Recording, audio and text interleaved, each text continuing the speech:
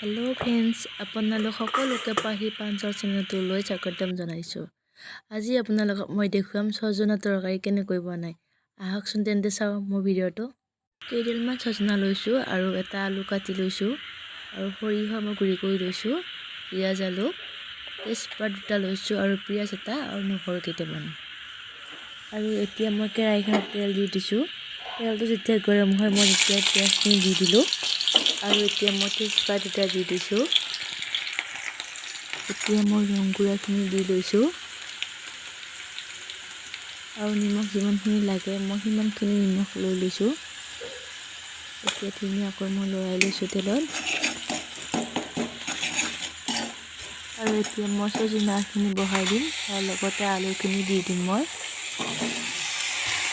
তাৰপিছত লৰাই দিছোঁ। এতিয়া মই আপোনালোকক কওঁ যে যিসকলে মোৰ ভিডিঅ'টো চাইছে সেইসকলে সকলোৱে মোৰ ভিডিঅ'বোৰ লাইক কৰি দিব, লগতে ছাবস্ক্ৰাইব কৰি দিব নাপাহৰিব। মই এতিয়া ইমান সময় ঢাকনিখন দি দিম।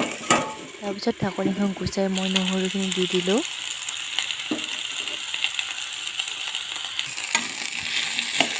লগতে মই সৰিয়হখিনি দি দিছোঁ। সৰিয়হখিনি দি মই লাৰি দিম। ধুনীয়াকৈ লাৰি দিছোঁ। এতিয়া চাই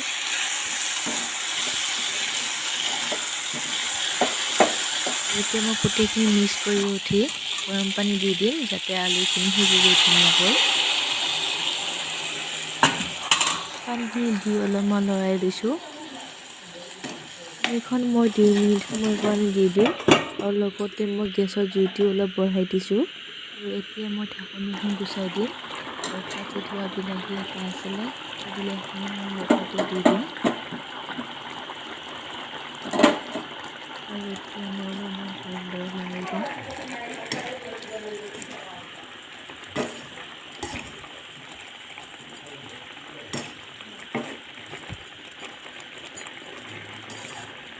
আৰু লগতে মই জীয়া জলকীয়াখিনি দি দিছোঁ।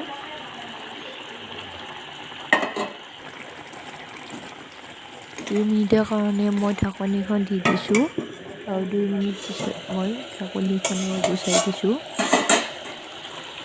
আৰু চাওকচোন ছজনা তৰকাৰীখিনি খাব পৰা হৈ গৈছে। আৰু আজি ভিডিঅ'টো মোৰ ইমানখিনিলৈকে আছিলে।